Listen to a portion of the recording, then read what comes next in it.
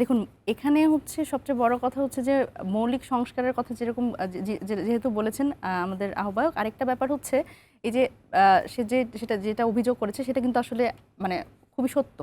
আমি আপনাকে আর একটু উদাহরণ দিয়ে যদি বুঝাই দিই, সেটা হচ্ছে আমরা বিভিন্ন জায়গায় যখন আমাদের নেতাকর্মী, আজকেও যে ধরনের ঘটনা ঘটেছে বাংলাদেশের বিভিন্ন জায়গায়, আমাদের যারা নেতাকর্মী যারা আছেন তারা কিন্তু যখন মার খাচ্ছেন বিএনপির যারা ছাত্রদলের ছেলে তাদের দিয়ে, এবং তখন আমাদের কথা হচ্ছে পুলিশের কাছে তো আমরা যাব মামলা নিতে বা অভিযোগ করতে। সুতরাং যখন সেই পুলিশ মামলা নেন না বা অভিযোগ নেন না, নিতে চান না, তারা কোনো একটা ফোনের আশায় থাকেন, তো সেইখানে আসলে এই কথাগুলো আসে আসলে প্রশাসন কাদের দখলে।